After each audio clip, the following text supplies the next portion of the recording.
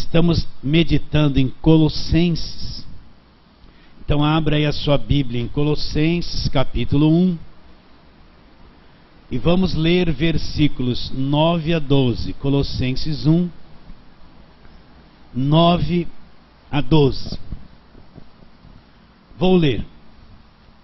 Por esta razão também nós, desde o dia em que o ouvimos, não cessamos de orar por vós e pedir que transbordeis de pleno conhecimento da sua vontade, em toda sabedoria e entendimento espiritual, a fim de viverdes de modo digno do Senhor para o seu inteiro agrado, frutificando em toda boa obra e crescendo no pleno conhecimento de Deus. Guarde esta frase, conhecimento de Deus, sendo fortalecidos com todo o poder, segundo a força da sua glória, em toda perseverança e longanimidade com alegria, dando graças ao Pai que vos fez idôneos, a parte que vos cabe da herança dos santos na luz. Então, vou ser mais rápido hoje na introdução. Porque Paulo escreveu esta carta aos Colossenses? O que aconteceu com os Colossenses? Eles perderam o ponto central da fé. Qual é o ponto central da fé? O que é que o cristão crê? Em que ele deve crer? A verdadeira fé crê só na pessoa de Jesus Cristo e nos feitos da cruz, nada mais. Todo e qualquer tipo de palavra de fé que quer ser introduzida na vida de alguém, e o ponto principal não é a pessoa de Jesus Cristo, não é a obra da cruz, é uma coisa falsa, mentirosa. Então a fé cristã é aquilo que Paulo pregou, que Pedro pregou, que João pregou. O que eles pregaram? Eles só falaram de Jesus Cristo, do que Cristo fez por nós na cruz, da sua ressurreição. É isso que eles pregavam. Leia a carta de Pedro, Jesus Cristo é o centro. Leia as 13 cartas que Paulo escreveu, tudo gira em torno de Jesus Cristo. Então a verdadeira fé é crer em Cristo e na obra redentora que ele já realizou na cruz. Isso é o Evangelho. Agora os colossenses fizeram o que? Eles se abriram para coisas estranhas. Qual a primeira coisa que entrou na igreja dos Colossenses? Nós vamos ver isso depois. O asceticismo. Você vai cansar de ouvir eu falar isso, nunca mais vai esquecer. O que é o asceticismo? É o que mais você vê nas igrejas hoje.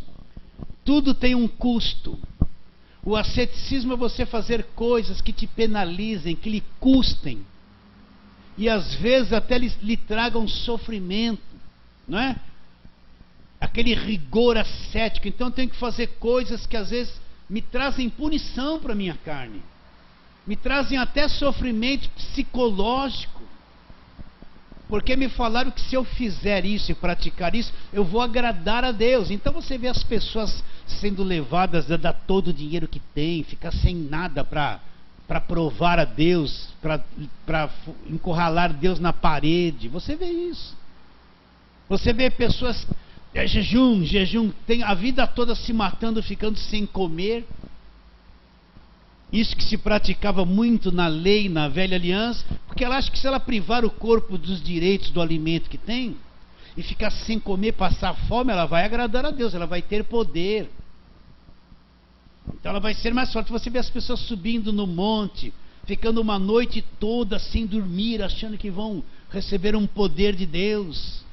Você vê pessoas escravizadas dentro da igreja de segunda a segunda. São obreiros escravizados. A igreja deles funciona de segunda a segunda. Ele larga a família, larga tudo. Tem que ficar enfiado lá, sendo consumido de segunda a segunda. Não tem tempo mais para nada. Eles falam que isso é obra de Deus. Aí você vai na casa da pessoa, ela está com um problema com o marido, com a esposa, com os filhos, com a família. Está cheio de problema lá. Eles falam assim, não, é o demônio. Então esse tipo de asceticismo, olha, entenda isso. Toda e qualquer coisa que impõe para você fazer, que lhe custe, que lhe tragam sofrimento, lhe tragam punição, lhe tragam disciplina, coisas que te ferem, isso aí é o asceticismo. Agora, tudo da parte de Deus para o homem é dado de graça. A salvação é pela graça, Deus não cobra por nada. E outra, se qualquer obra que me traga sofrimento, eu vou alcançar alguma coisa de Deus, então eu estou negando o sofrimento da cruz do Calvário que Jesus Cristo sofreu no meu lugar. Eu estou negando a obra da cruz. Se o meu sofrimento, a minha obra que me traz sofrimento, que eu tenho que fazer para alcançar uma bênção de Deus, me custa, então eu estou anulando o sofrimento da cruz que custou para o Senhor Jesus. Então você vai encontrar um monte disso na igreja. É punição, é disciplina, é cobrança, é uma amarração. Quem vive lá vive num conflito terrível. Tudo isso é asceticismo. A igreja não existe para escravizar ninguém, para controlar a vida de ninguém. Nenhum líder pode controlar a tua vida, mandar na tua vida, exigir coisas de você. Tudo na igreja é feito voluntariamente, espontaneamente, livremente. Até a oferta diz o quê? Cada um contribua segundo o que propôs no coração. Não é que alguém revelou que tem tantos que tem que dar isso, tem tantos que tem que dar aquilo. É tudo conversa fiada. Então a igreja é lugar de liberdade, de espontaneidade, de alegria. E nenhum pastor, apóstolo, líder vai mandar na tua vida, controlar a tua vida. Nada disso, é tudo escravidão. Então isso entrou na igreja dos Colossenses. Você vai ver que entrou lá um rigor ascético. O que é o rigor ascético? Aquele monte de ordenanças, de cobranças que traziam sofrimento. Eles estavam tudo lá subjugados. Aí Paulo fala assim: essas coisas nenhuma que vocês fazem pode matar a sensualidade da carne. Isso aí com o tempo se desfaz. Não mata o poder que a carne tem para o pecado. É só regras e mais regras. Que outra coisa que entrou lá? Entrou lá o gnosticismo. O que é o gnosticismo? As pessoas querem um Deus na carne. Elas querem sentir, elas querem tremer. O macumbeiro que bate a cabeça lá no chão, na macumba, ele vem agora para a igreja, se torna pentê, né? Agora ele vai bater aqui, mas é para Jesus, mas era a mesma coisa lá. Vocês estão entendendo? O guia baixava nele, na linguagem deles, descontrolava, ele dançava, fazia tudo aquilo. Agora não é o guia, mas é o guia Espírito Santo. A mesma dança que ele dançava lá, ele dança agora aqui e fala que é para Jesus. Isso é o gnosticismo. Então, Deus quer pessoas inteligentes, com uma mente livre. O Espírito Santo não apaga ninguém, não descontrola ninguém. Olha na Bíblia. Todos quantos foram cheios de Espírito Santo não se descontrolaram, não fizeram besteira, não tiveram posturas físicas comprometedoras, mas falaram de Jesus, falaram a verdade. Pedro, cheio de Espírito Santo, pregou e o sermão dele só falou de Jesus.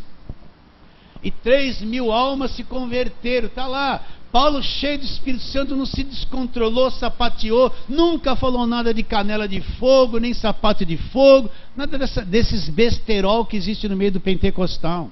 Nunca. Jesus foi batizado por João Batista no Rio Jordão, saiu cheio do Espírito Santo, nem línguas falou. Não saiu lá fazendo isso. Saiu lá sóbrio, cheio do Espírito Santo. Vocês estão entendendo ou não? João Batista, Jesus falou a respeito do João Batista, que dos nascidos de mulher ninguém era maior que João Batista. João Batista, se você ler lá no começo de Lucas, capítulo 2 e 3, ele foi cheio do Espírito Santo desde criança no ventre da mãe. Nunca fez essas coisas. Vocês estão entendendo ou não? Então, gnosticismo dentro da igreja é uma coisa perigosa. Que a pessoa quer sentir arrepio, calor. Daí que vem esses corinhos: queima, queima, Senhor, queima, tudo é queimar, queima ele, queima, queima, manda fogo, Senhor, eu quero ser queimado. Daí que vem esses corinhos, o cara quer virar torrão.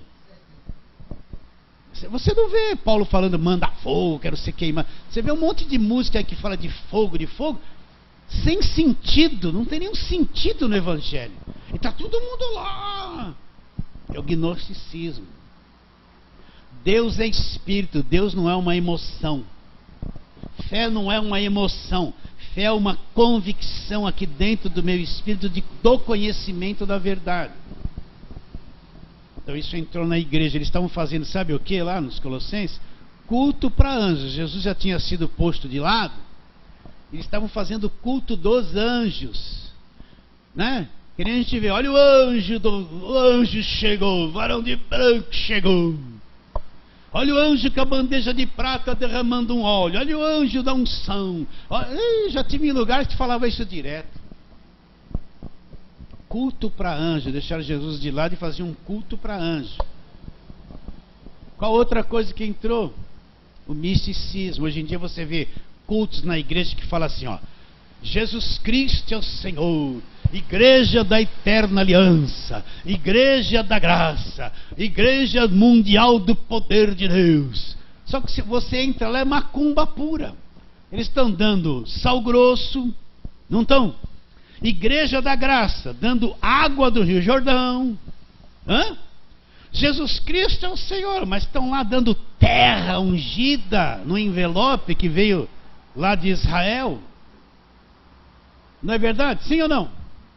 Então aí você vê lá, banho de descarrego, óleo para isso, terra para aquilo, água para... Toda hora é uma coisinha orada que você leva para casa. É uma chavinha de plástico orada, é um tijolinho orado, é uma coluninha orada. Tudo isso é uma macumba total, um feitiço total. Aí você vê o quê? Então na igreja dos Colossenses. Então você vê um culto de uma igreja que se fala evangélica, tem um pouquinho da macumba, tem um pouquinho do espiritismo, um pouquinho de catolicismo, né? E no meio de tudo isso eles falam um pouquinho de Jesus, mas lá no Velho Testamento para apoiar a campanha. Eles não falam isso? Então você vê, isso entrou na igreja dos Colossenses, porque eles estavam fazendo uma mistura total. E que mais entrou? Você vai ver, Paulo fala que a lei é sombra. Entraram aqueles da lei que queriam levá-los de volta para o Velho Testamento, para voltar, se circuncidar, guardar as festas das primícias, as festas dos judeus, voltar para trás. E o que aconteceu? Quando a igreja se abre para tudo isso, a pessoa acha que a cruz de Cristo é fraca. Eles não falam da cruz, da vitória da cruz. Eles falam todas essas coisas o tempo todo. Eles só pregam isso e tal.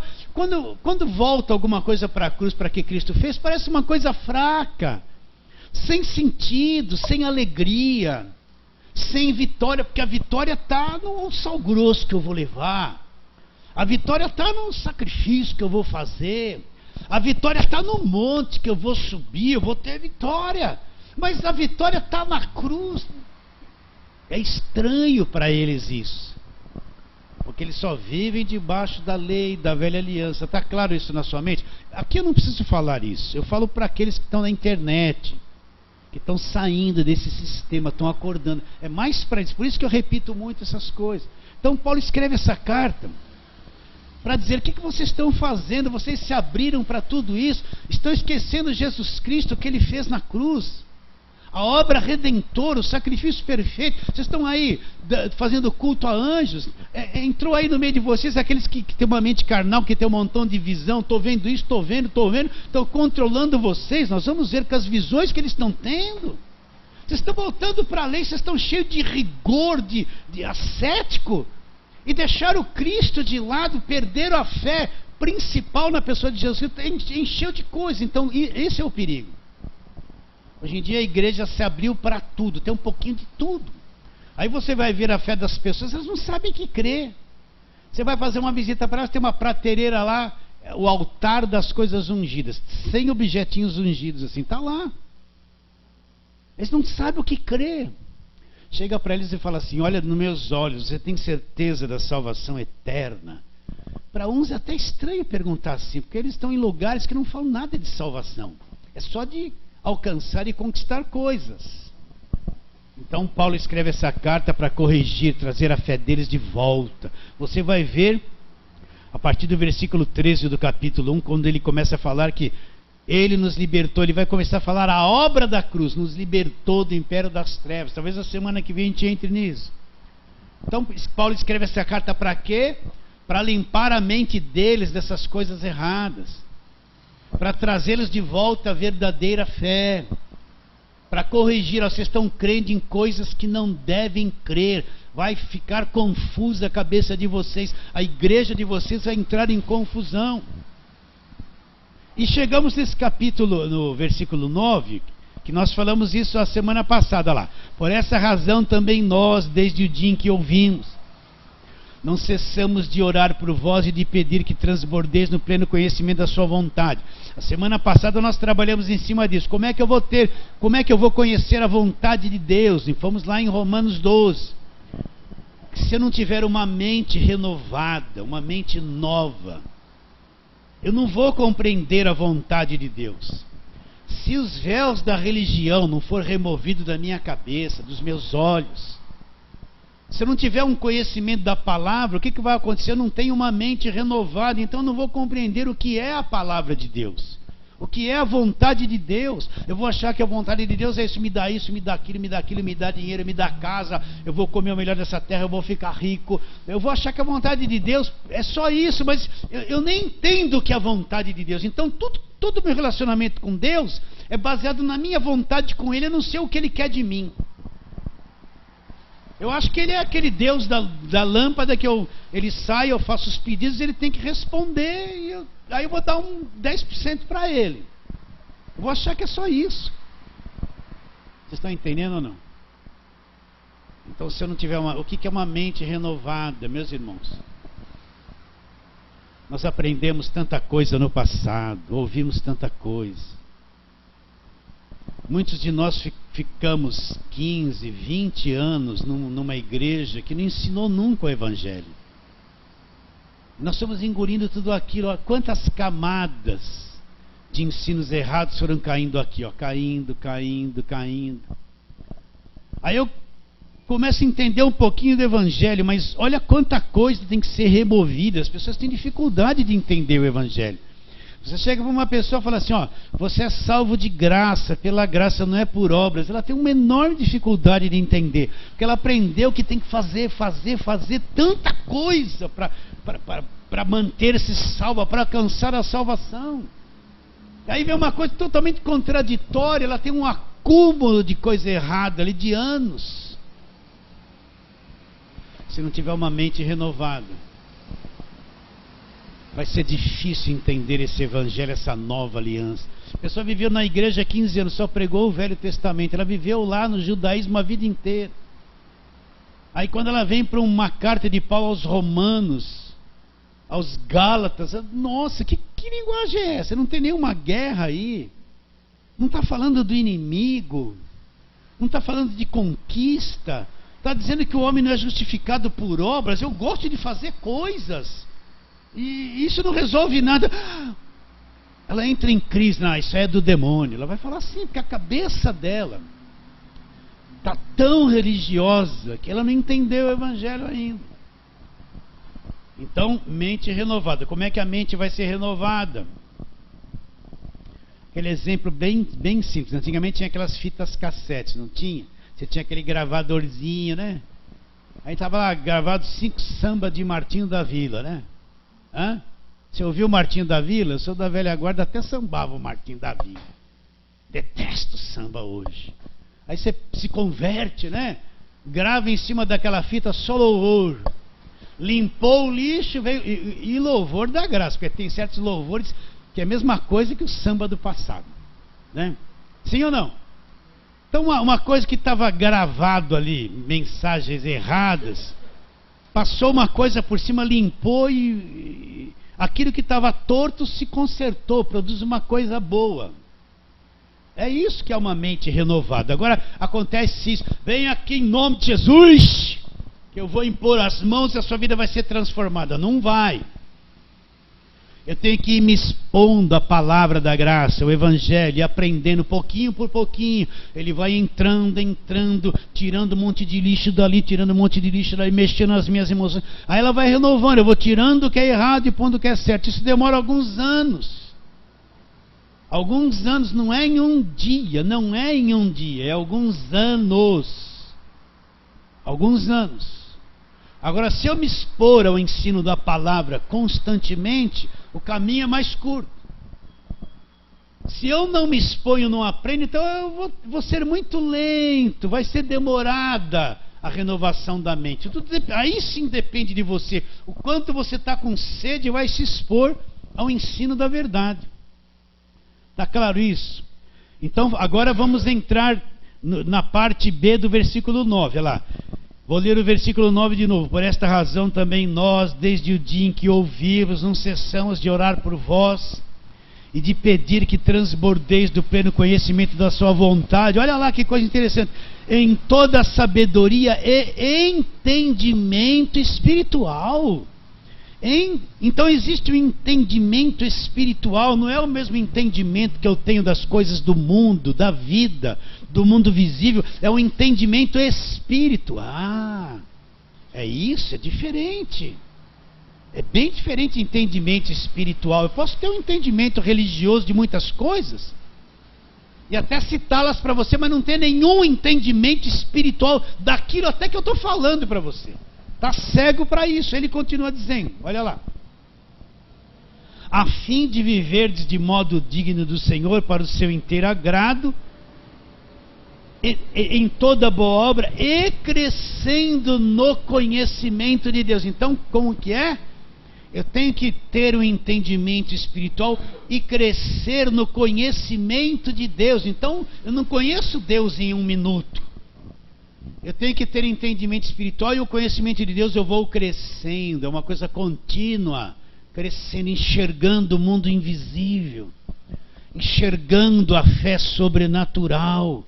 Enxergando um mundo invisível de Deus, um mundo celestial que existe. Eu vou tendo conhecimento de Deus. E como é que eu vou ter conhecimento de Deus? É isso que nós vamos tratar hoje.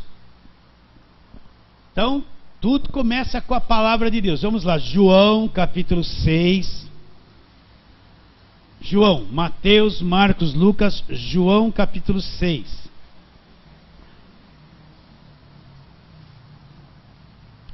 Esse capítulo 6 é um capítulo de 71 versículos. Mas do versículo 41 em diante, Jesus está pregando uma mensagem espiritual. Jesus está dizendo que ele é o pão. E ele fala sobre comer a carne dele e beber o sangue dele. Ele está falando isso com os judeus, que na lei era proibido beber sangue e comer carne. Então Jesus está fazendo um sermão espiritual, uma simbologia para entender que ele era o pão verdadeiro que daria vida para aquelas pessoas. Mas o que aconteceu? Eles, duro é esse discurso, duro é esse, não entenderam nada, aquelas mentes carnais, aqueles corações carnais, não entenderam nada da mensagem de Jesus. Então olha o versículo 60, João 6,60. Muitos dos seus discípulos, tendo ouvido tais palavras, disseram, duro é esse discurso, quem o pode ouvir? Mas Jesus, sabendo por si mesmo que eles murmuravam a respeito das suas palavras, interpelou-os, isso vos escandaliza? Que será, pois, se virdes o Filho do Homem subir para o lugar onde primeiro estava? Aí ele diz, o Espírito é o que vivifica. Presta atenção nesse versículo. A carne para nada aproveita, as palavras que eu vos tenho dito são espírito e são vida. Contudo, há descrente entre vós, pois Jesus sabia desde o princípio quem eram os que não criam e quem o havia de trair. E prosseguiu, por causa disso é que vos tenho dito, ninguém poderá vir a mim, se pelo Pai não lhe for concedido. Ninguém poderá vir a mim se pelo Pai não for concedido. Então quem que concede que a pessoa encontre e crê em Jesus Cristo? É o Pai, é uma obra exclusiva dele. Mas a tônica é o versículo 63, olha lá. O Espírito é o que vivifica. O que é isso, pastor? Repare bem que está Espírito com letra minúscula, não está falando do Espírito Santo.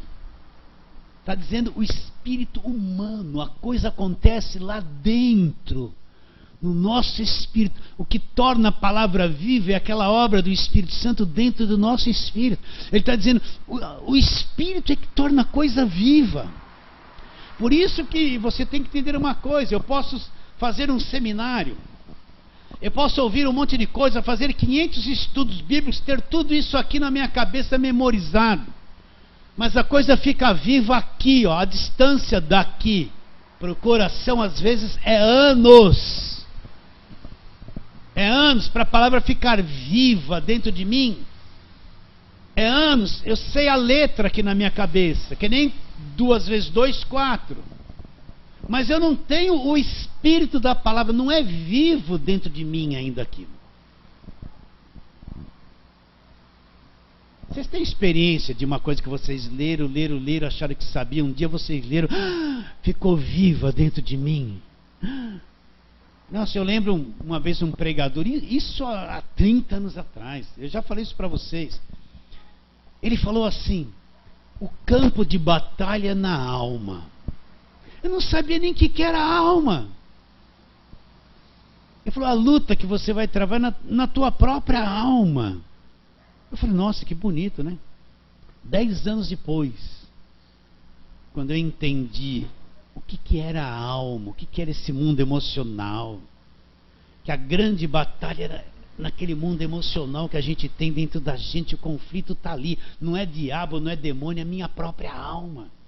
Essa alma caída, destruída pelo pecado. Eu vim entender aquilo que ele pregou 10 anos depois. Eu falei, nossa, aí, que nem um filme voltou aquela frase, aquele homem lá falando. Então tem coisas na Bíblia que às vezes está aqui, mas não está aqui. Então o que é que torna a coisa viva dentro de mim? O Espírito é que vivifica lá dentro. A carne, o que é a carne? Quando a Bíblia fala carne, é o homem natural, a inteligência natural, as emoções naturais. A carne para nada aproveita. Quando se trata das coisas espirituais, presta atenção. A inteligência da carne nada aproveita.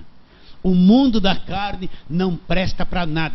O mundo da carne, a inteligência da carne é boa para você estudar medicina, português, geografia, não é?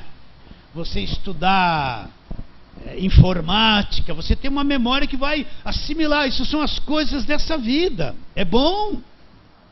Mas se tratando das coisas espirituais, a inteligência humana é zero. Eu conheço as coisas no Espírito por revelação. O Espírito é que vivifica. Você está entendendo ou não? É diferente, é um nível totalmente diferente. A carne para nada aproveita. As palavras que eu vos tenho dito são o que lá? Espírito e vida. Então por que aquelas pessoas não entenderam nada do sermão de Jesus?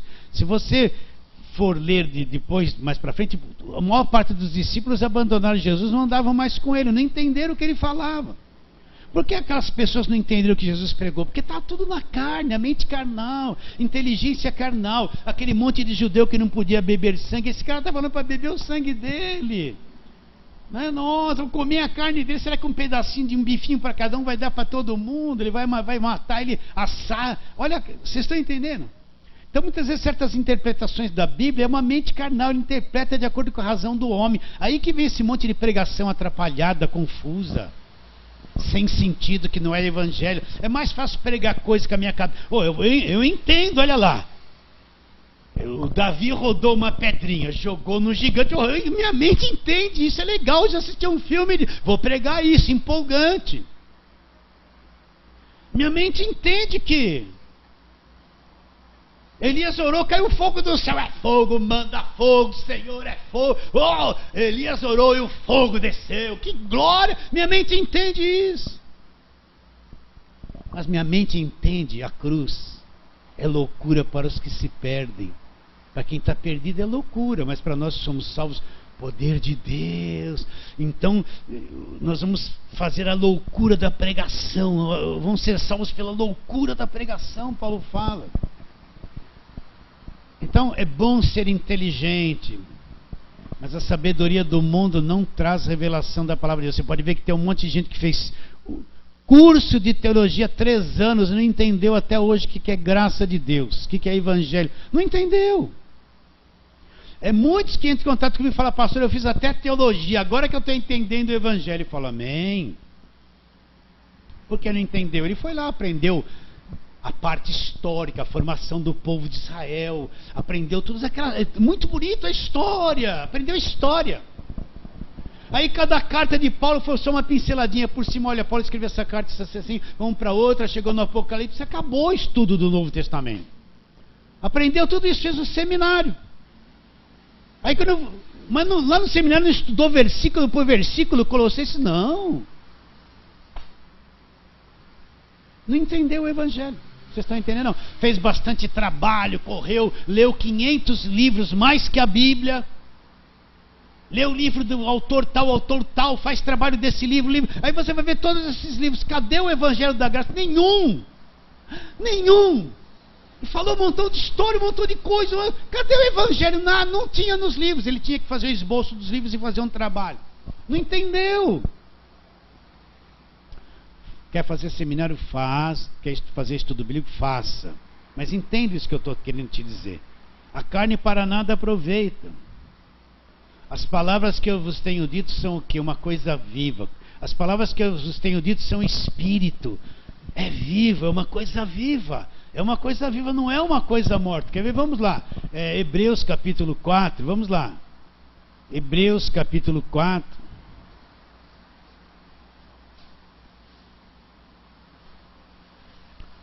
É aquele velho versículo. Olha lá. Versículo 12. Porque a palavra de Deus é viva. O que o escritor está dizendo? Que a palavra de Deus é viva e eficaz. É uma coisa que tem uma eficácia, que tem uma ação. É mais cortante do que qualquer espada de 2 gumes. Aonde a palavra de Deus penetra ao ponto de dividir alma e espírito. O que, pastor? Dividir alma e espírito? São duas coisas diferentes, mas não tem a turma que fala que alma e espírito é a mesma coisa, mas aqui na Nova Aliança, alma é uma coisa e espírito é outra. Não são a mesma coisa, pois elas são divididas, juntas e medulas, e é apta para discernir os pensamentos e propósitos do coração, e não há criatura que não seja manifesta na sua presença, pelo contrário, todas as coisas estão descobertas e patentes aos olhos daquele a quem temos de prestar contas. O que a palavra de Deus faz? Ela é viva e eficaz. Naquele tempo que Paulo escreveu, existia uma espada de 2 gumes, corte dos 2 lados, afiadíssima. Aquilo passava e cortava. Então ele está dizendo que a palavra é muito mais cortante do que para eles entenderem naquele tempo, do que uma espada de 2 gumes. E o que a palavra faz? Isso que você precisa entender. Ela penetra num ponto de dividir duas coisas que indivisíveis do nosso entendimento, que estão dentro de nós. Ela penetra tão profundamente dentro de nós que ela divide lá dentro alma para um lado, homem natural, alma vivente. E ela divide o espírito do homem. Como que ela pode? Ela divide os 2 mundos, aquilo que é natural, alma do homem, inteligência natural. Alma caída, sentimentos e emoções. E ela divide espírito para outro. Então, vou falar uma coisa que você não ouve. Quem ainda não foi dividido pela palavra, não sabe discernir o que é alma, coisa natural, e não sabe entender o que é espírito, ele vai ter dificuldade de entender o Evangelho, de entender essa nossa linguagem de arroz com feijão que a gente prega. Tem muitas pessoas que estão na igreja e falam que entenderam a graça. Quando você vai ver, ela não foi dividida, alma e espírito. Eu vejo isso claramente, não falo nada, mas eu conheço. Porque a pergunta que faz, a coisa que fala, mostra que ela é mais alma do que espírito, ela é mais emoção do que espírito. Está presa ainda muito nas emoções. Agora a palavra vem e divide os 2 mundos dentro de nós. O que é nascido da carne é carne. Quem nasceu do Espírito é Espírito. Nós somos Espírito. A palavra é Espírito, é vida. Nós somos Espírito. Espírito da palavra, Espírito do homem. A revelação está aí. É delicado isso que eu estou falando para você. Para entender o que Paulo está dizendo. Conhecimento espiritual e ter conhecimento de Deus. Então eu só posso conhecer a Deus com o meu Espírito. Eu só posso... O que Jesus falou da adoração? Os verdadeiros adoradores não são aqueles que estão levantando a mão, que estão dançando lá na frente do púlpito. Eles falam que isso é adoração, mas isso é homem natural. Os verdadeiros adoradores não precisam se mexer, gritar para adorar a Deus, levantar a mão, abaixar a mão, sentar, levantar. Não precisa nada disso. Eles vão adorar a Deus como em espírito. Olha lá, divide alma e espírito. Em espírito e em verdade. Vocês estão entendendo? Então a maior parte dos louvores que a gente canta é tudo alma. Não, eu vou falar isso, pastor, mas eu preciso falar, eu não quero. Mas eu vejo isso, como é que eu vou cuidar de você assim? Né? A gente quer corinho que entra na minha casa, entra na minha vida, mexe com minha estrutura. Né? A gente quer isso, aí todo mundo chora, ai que lindo. Mas ele já entrou na minha casa há 40 anos atrás. Já mudou a minha estrutura, eu nasci de novo há 40 anos atrás.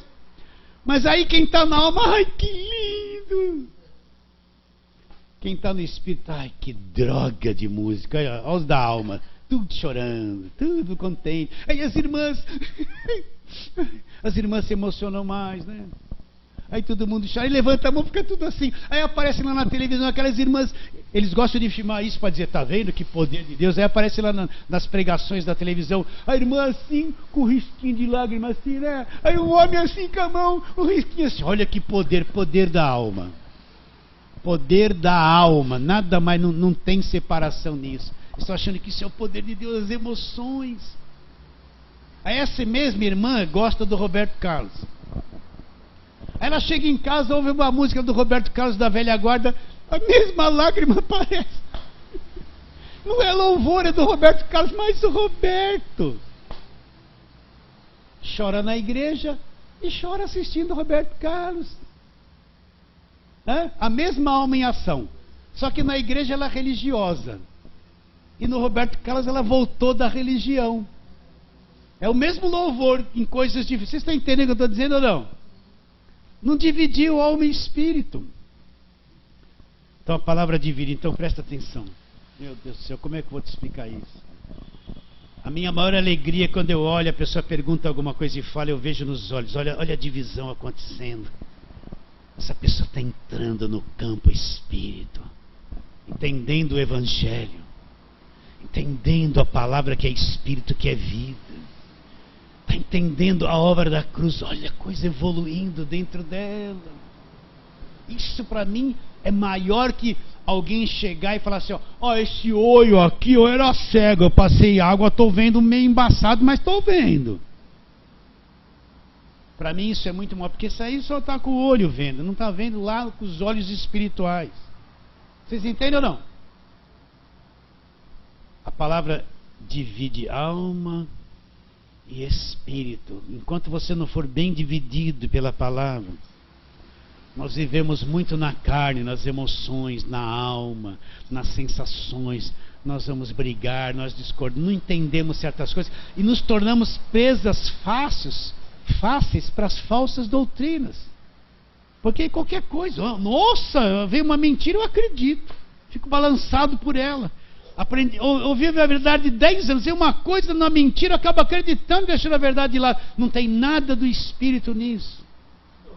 Olha, o Carlos vai fazer uma pergunta. Faça, Carlos. Não existe seminário que ensina essas coisas? Você tem assim alguma notícia? Não é possível. O Carlos perguntou assim, não existe seminário que ensina essas coisas? Olha, não é falando mal da igreja. Se eu sou um assembleiano, eu vou no seminário da Assembleia, o que eles vão me ensinar? A cabeça deles. Quem conhece a igreja Assembleia deles, vão ensinar o que eles querem lá. Sim ou não? Se eu vou no seminário de uma igreja pentecostal, fogo puro, nome dela. Que seminário eles vão me dar? Fogo puro. Não é? É o que está na cabeça deles. Se eu vou no seminário de uma igreja, meu Deus, não vou falar mais. Que seminário que eles vão me dar? Como fazer a água virar santo, ficar santa. Como consagrar objetos. É o que está na cabeça deles. Agora isso era assim? Não, no decorrer do tempo. A igreja foi se estruturando, burocratizando, e virou estes seminários. Você entendeu? Se você ficou 20 anos num lugar, você ouviu alguma vez alguém ler esse Hebreus e te explicar essa separação? Não. Sabe por quê? Porque eles não pegam o livro e começam a estudar versículo por versículo. As pregações sempre é um versículo do Novo, 10 do Velho, a campanha é o nome daquilo. Eles não ensinam o que tem que ensinar. Aí vem aquele montão de livretinho da escola dominical. Quem fez a revistinha da escola dominical? Compraram tudo na Associação da Assembleia de Deus. O que veio ali? A cabeça deles. Compraram a revista para o semestre inteiro. O que vem ali? A cabeça deles na revistinha. Vocês entendem o que eu estou dizendo ou não? Não é?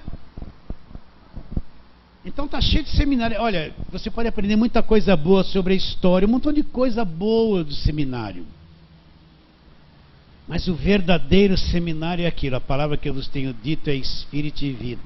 Onde o professor principal é o Espírito Santo. Ele vos guiará a toda verdade. Ele vos guiará a toda verdade. Agora eu preciso estar em cima da palavra de Deus, estar numa igreja que me ensine o Evangelho, que abra as cartas uma por uma, que estude, isso vai ser de grande valia. Isso é um seminário.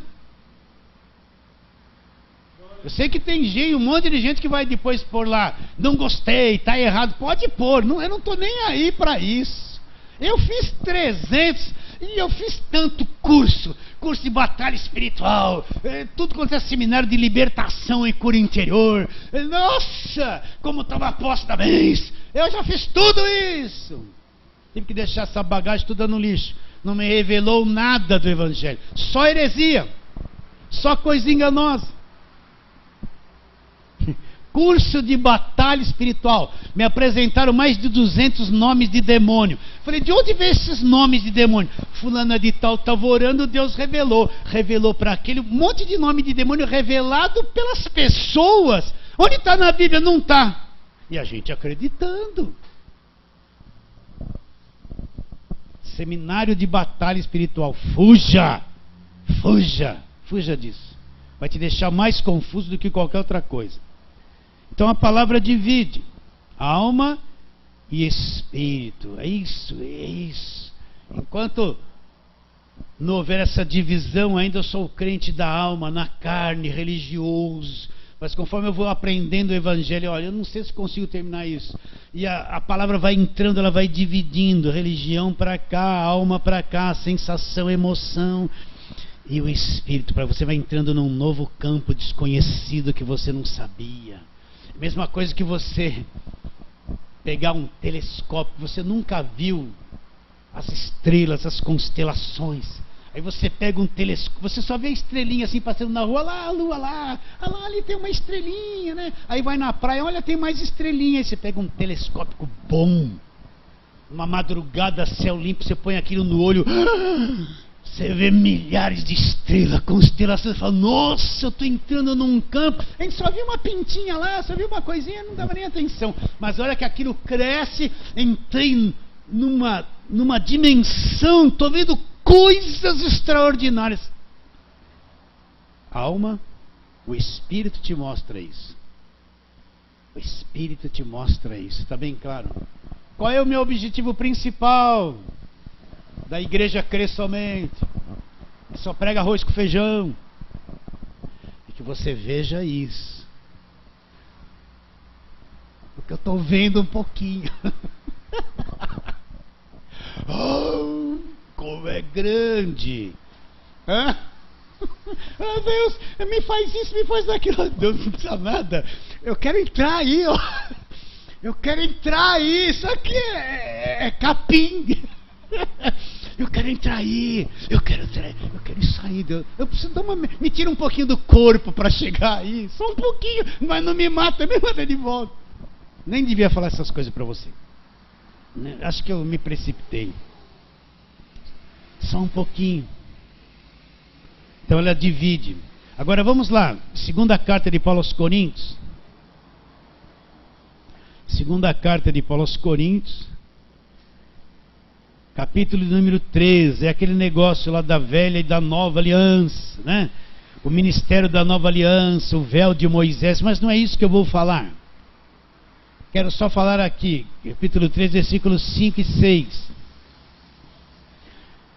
2 Coríntios 3, 5 e 6. Não que por nós mesmos sejamos capazes de pensar alguma coisa. Isso aqui mata a sabedoria humana, tá vendo? Como se partisse de nós. Ele está dizendo, não que por nós mesmos nós sejamos capazes de pensar alguma coisa, como se partisse de nós. Pelo contrário, a suficiência vem de onde? De Deus.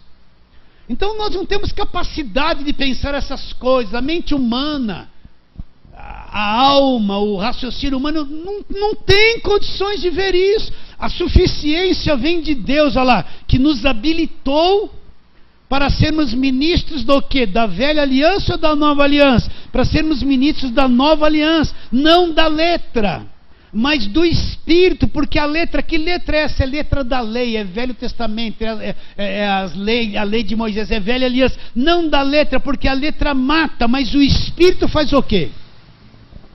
O Espírito torna a coisa viva. O Espírito vivifica, não é? O Espírito vivifica, que nem acender a luz. Você está num lugar escuro, pôs o dedo no interruptor, tchum, acendeu, você viu tudo. O Espírito torna a coisa viva, vivifica. A palavra sai da letra, a palavra sai daqui e fica viva onde? Aqui, dentro do meu coração. Ele falou, nos habilitou, olha lá. O qual, não que por, entenda isso aqui, Paulo está dizendo, não que por nós mesmos sejamos capazes de pensar alguma coisa como se partisse de nós, ponto e vírgula. Então o que Paulo está dizendo? Olha, a carne para nada aproveita, isso não adianta achar que você é mais santinho, que você é bonzinho, que você é melhor que alguém. Nada parte de nós, nada parte de nós. A suficiência, se você está enxergando, se você está vendo, vem de Deus, não vem de você. Não acha que você é o vaso, é o bom, é o mais santo, é o apóstolo, é a cobertura das pessoas. Não, isso é cegueira espiritual. A nossa suficiência vem de Deus, que nos habilitou, nos credenciou para sermos ministros de uma nova aliança, não da letra, a letra da lei, porque a letra mata, mas do Espírito, porque não mais do Espírito, porque a letra mata, mas o Espírito faz o quê? Então, aonde é que a coisa fica viva? No meu espírito. Então, você tem que cuidar muito. As pessoas falam muito em investimento. Há uns que falam, vem investir na casa de Deus. Ele fala que se você der oferta e o dízimo, você está investindo. Não existe nada disso. Agora, você quer um bom investimento? Invista no seu espírito. Como? Conhecendo, meditando, conhecendo o Evangelho, conhecendo a palavra. Isso é o maior investimento que você pode fazer na sua vida espiritual. Pena que as pessoas não têm essa sede. Não tem sede. O corpo cansa, tudo é uma canseira, tudo é sono, tudo é a televisão, é o YouTube, é o Zap, né? O corpo cansa, é a comida, né? É gostoso. Essa minha carne é uma praga. É mesmo, é uma praga. Tudo isso que nós estamos falando de Colossenses, que Paulo orava para que eles tivessem entendimento espiritual e tivessem conhecimento de Deus, tá? Então nós lemos esse texto. Agora vamos para a oração que Paulo fez para os Efésios. Efésios capítulo 1. Vamos lá, Paulo sabia muito disso aqui. Então, nesse capítulo 1 de Efésios, Paulo fala de toda a sorte de bênçãos nas regiões celestiais, não aqui da terra, que Deus já nos abençoou. Paulo fala coisas que é difícil entender. Ele fala que nós somos escolhidos antes que existisse mundo. Está escrito aqui, a predestinação, né?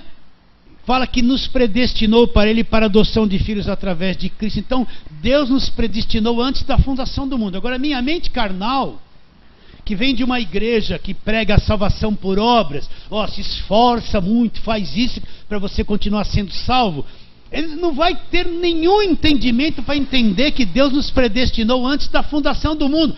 Antes do mundo ser criado, Deus nos predestinou. Ele sabia que Adão ia cair, sabia que o pecado ia entrar no mundo, sabia, mas me predestinou antes que isso acontecesse, antes que fizesse o mundo.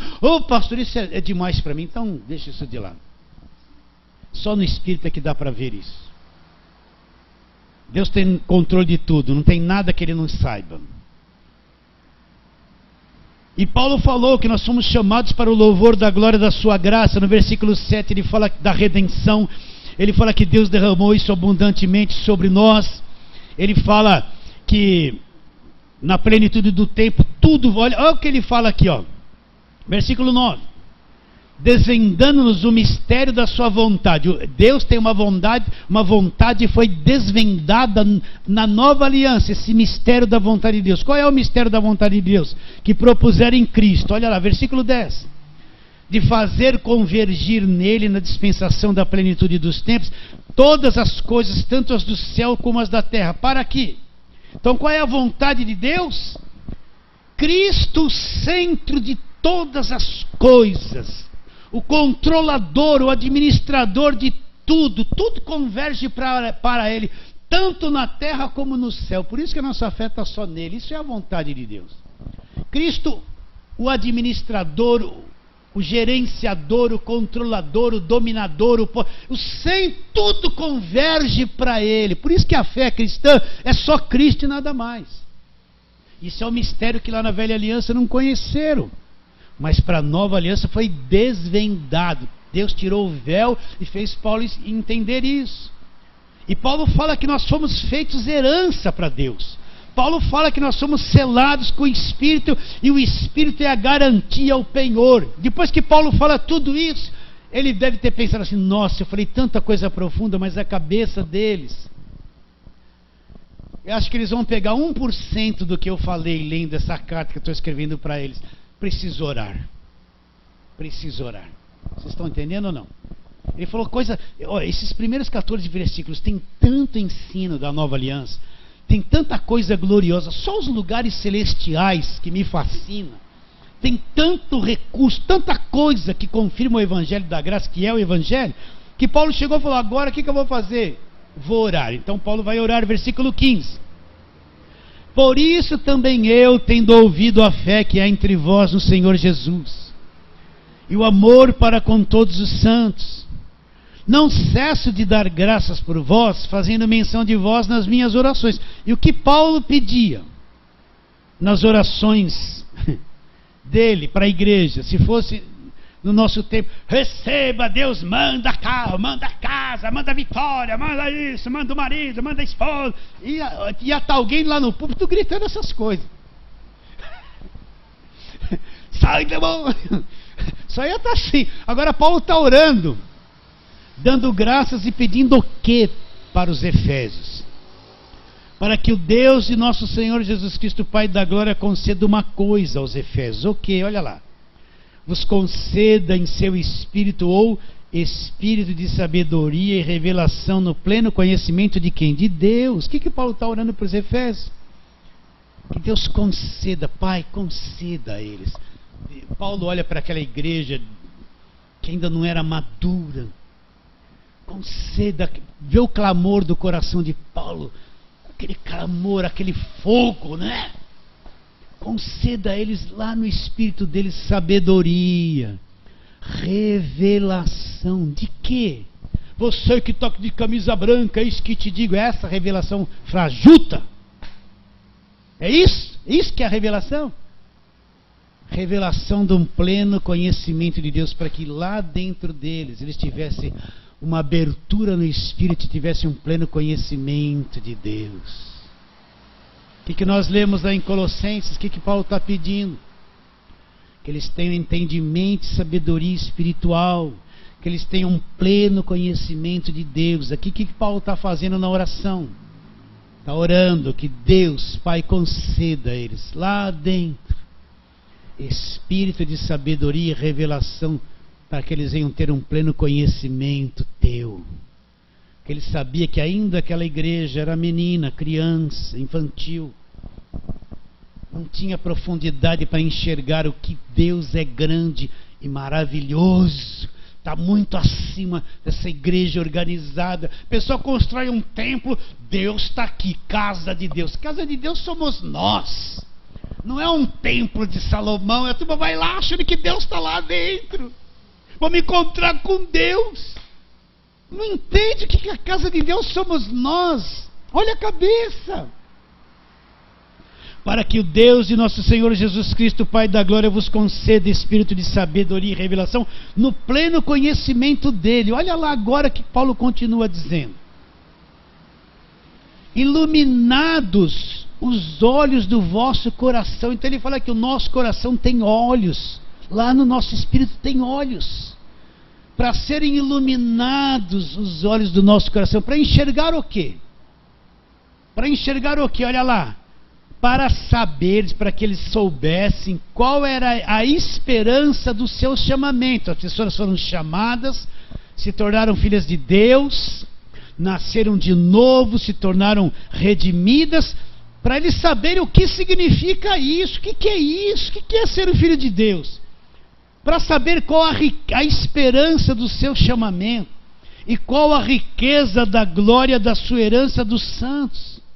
Como isso é rico. Então Paulo ora, Deus conceda a eles espírito de sabedoria e revelação, para terem um pleno conhecimento teu. Ilumina lá por dentro, não é olhos aqui, ó. Lá dentro, ilumina os olhos do coração deles, para que eles possam compreender. Compreender o quê? Que riqueza é ter encontrado Jesus. Que riqueza é ser chamado. Que riqueza é ser salvo. Que riqueza é ser selado com o Espírito Santo. Que riqueza nos aguarda nas regiões celestiais. Que riqueza é ser propriedade exclusiva de Deus. Que riqueza é ser herdeiro de Deus. Que riqueza é ser um filho de Deus. Para que eles enxerguem a riqueza desse chamamento. E a suprema grandeza do seu poder. Meus irmãos, isso aqui para quem está na lei não entende nada, não atrai nada. Ele está totalmente vendado para essas verdades aqui. Então Paulo está orando. O que nós lemos lá em Colossenses? Vocês me dão mais 10 minutos, não? Tudo bem? Mesmo vocês que estão a pé como eu? Tudo bem? Tá? Qualquer coisa a gente vai junto até a praça. Então Paulo está pedindo isso. Olha o que interessa. Jesus disse assim para aquele homem. O homem, o campo dele deu em fartura, deu tudo em abundância. Ele tinha um celeiro e falou assim: como eu vou fazer para recolher todos os meus frutos? Já sei, ele tinha um plano. Eu vou destruir os meus celeiros, reconstruir outros muito maiores. E vou dizer para a minha alma: come, bebe, curte a vida, regala-te, né? Você tem bens e uma riqueza para muitos anos. Aí Jesus falou: louco, esta noite você vai morrer. Vão te pedir a alma, a sua alma será tirada desse corpo. O que tens, para quem será? Assim é aquele que ajunta uma grande riqueza aqui na terra e é pobre para com Deus. Você entende isso que eu estou dizendo? Ah, mas Jesus disse isso, foi ele que disse. Mas ninguém lê essas coisas na prosperidade.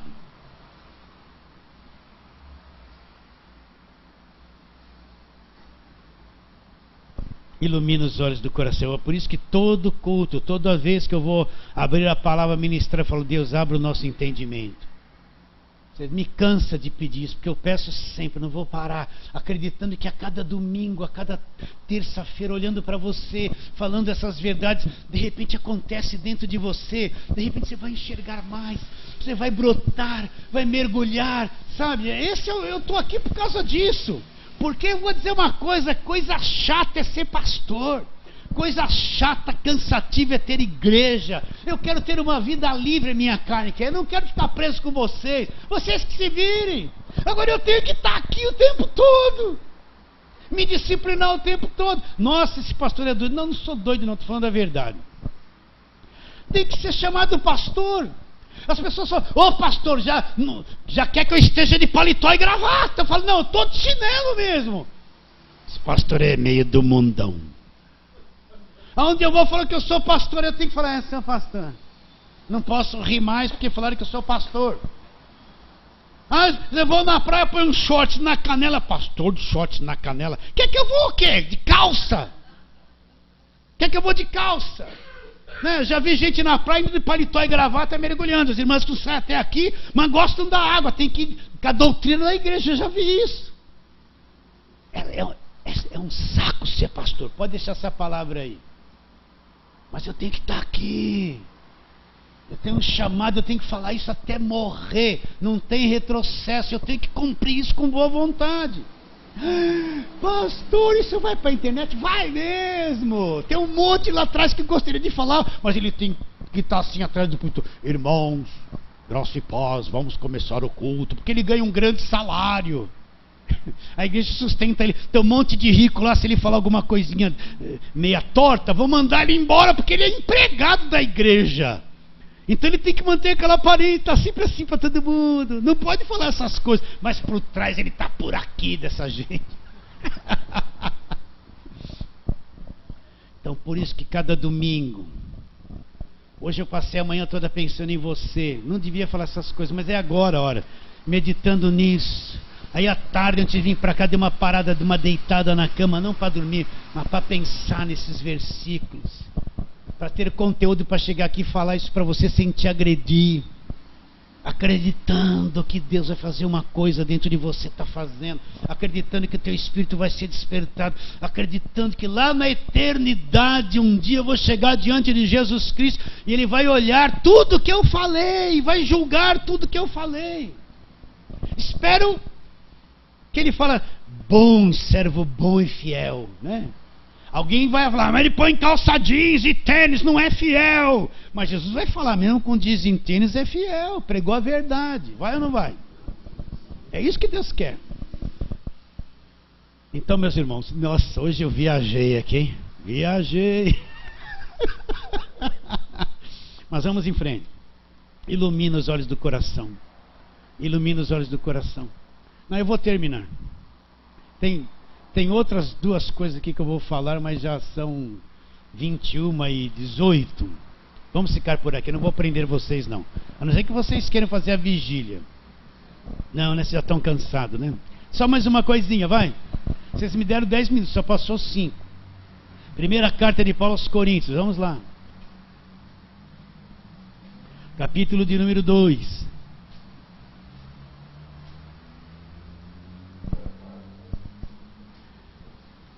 Versículo 6 em diante, só para terminar. Entretanto, olha, Paulo está falando de uma sabedoria celestial. O que Paulo fez lá em Colossenses? Orou para que eles tivessem entendimento, sabedoria e entendimento espiritual. Então, Paulo agora vai falar aqui de uma sabedoria do Espírito Santo. Olha lá. Entretanto, expomos sabedoria entre os experimentados. Não, porém, a sabedoria deste século, do mundo, da carne. Nem a sabedoria dos poderosos dessa época, que se reduzem a nada. Mas falamos da sabedoria de Deus em mistério, outrora oculta, a qual Deus preordenou desde a eternidade para a nossa própria glória. Então essa sabedoria aqui era uma coisa que estava oculta lá no passado, mas agora foi revelada.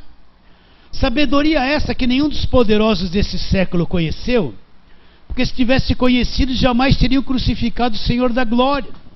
Mas como está escrito, nem olhos viram, não passa na alma, nem ouvidos ouviram, nem jamais penetrou no coração humano que Deus tem preparado para quem? Para aqueles que o amam. Então não passa nos ouvidos, não passa no olho, nos olhos, não penetrou na alma, no coração humano.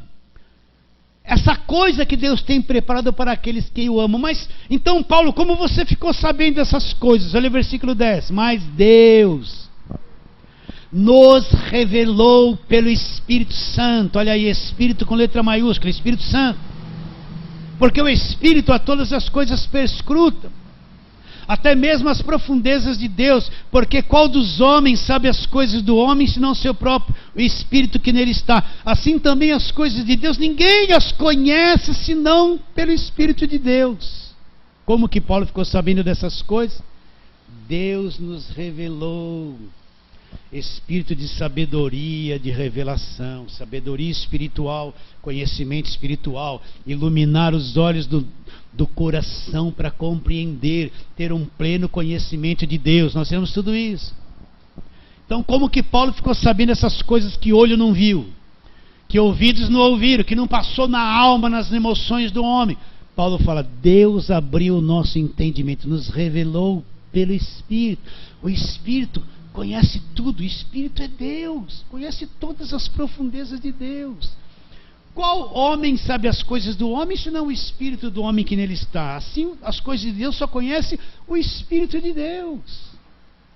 Então foi a ação do Espírito Santo, lá no nosso espírito nascido de novo, que ele foi abrindo o nosso entendimento. A palavra veio, separou a alma, Espírito, iluminou os olhos do coração, Espírito de sabedoria e revelação. Aí o Espírito Santo vem e abre o campo, é o telescópio, vai, nossa, é Ele. A glória não é do homem, a glória é de Deus. O homem não tem condições de conhecer essas coisas. Vem de Deus. A sabedoria do homem é nula, é a revelação de Deus. Se não tiver isso, eu vou me tornar um religioso e nada mais. Continua a leitura. Versículo 12, para terminar. Ora, nós não temos recebido o Espírito do mundo. Então existe um Espírito no mundo? Existe. Olha lá. Ora, nós não temos recebido o Espírito do mundo, e sim o Espírito que vem de onde? De Deus. Para que nós recebemos o Espírito que vem de Deus? Para que conheçamos o que por Deus nos foi dado, fazendo voto, fazendo sacrifício, pagando preço. Não está assim na Bíblia. Para que conheçamos o que por Deus nos foi dado, o que? Gratuitamente. Para que conheçamos o quê? O que Deus nos deu de graça. Pela graça sois salvos mediante a fé. Isso não vem de vós, é um dom de Deus, não de obra, para que ninguém se glorie. Então o Espírito Santo vem iluminar, revelar, abrir o entendimento, iluminar os olhos de coração, para que a gente compreenda o que Deus já nos deu de graça. Para terminar, volta lá, Colossenses 1, né? Vamos terminar onde começamos. Desculpem que eu me estendi um pouquinho. Mas Colossenses 1.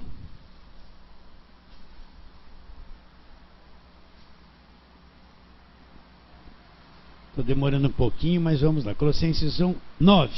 Por essa razão também nós, desde o dia que ouvimos, não cessamos de orar por vós e de pedir que transbordeis de pleno conhecimento da sua vontade, em toda sabedoria e entendimento espiritual. Conhecer a vontade de Deus com a mente renovada em toda sabedoria e entendimento espiritual, a fim de viver de modo digno do Senhor para o seu inteiro agrado.